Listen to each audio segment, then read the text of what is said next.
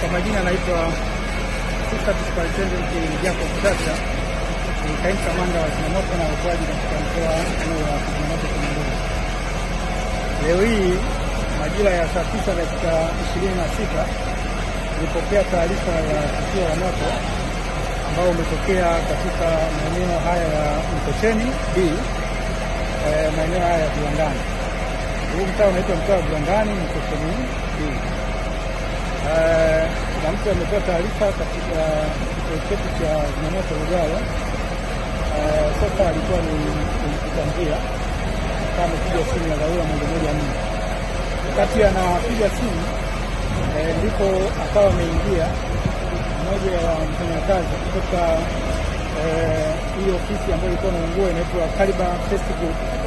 Akawa amefika kituoni akiwa anatumia usafiri wa pikipiki kutoa taarifa ya moto huu.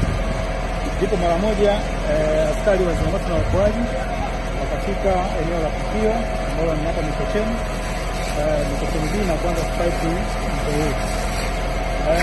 Tulikuta moto huko katika hatua ya juu kabisa, tunaita full dynamic stage.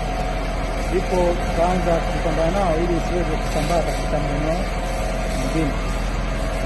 Kiufupi, ofisi hii ambayo imeteketea kwa moto katika baadhi ya maeneo inaonyesha kwamba kulikuwa kuna shughuli ya printing ilikuwa inafanyika, kwa maana ya kuprinti tisheti na kuprinti vitu mbalimbali.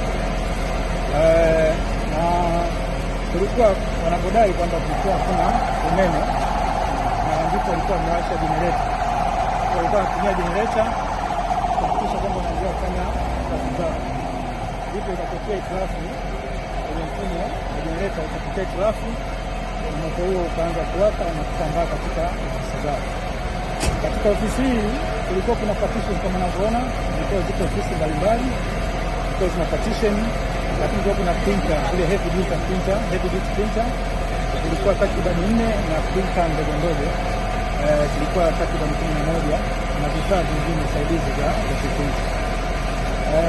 Ziko baadhi ambazo zimeokolewa kushirikiana na wananchi wa mazingira pamoja na wafanyakazi, lakini kuna vifaa vingine vimeteketea. Kwa hiyo ndugu mtangazaji, tunaona kwamba kulikuwa kuna changamoto ya utoaji wa taarifa mapema mpaka mtu amefika kituoni kwa kituo cha Lugalo na kutumia pikipiki. Na wakati anafika ndipo 114 ikapigwa. Ile kufuatilia ile piga simu alikuwa ni mtangazaji ambaye hawakuwa wafanyakazi wa hapa.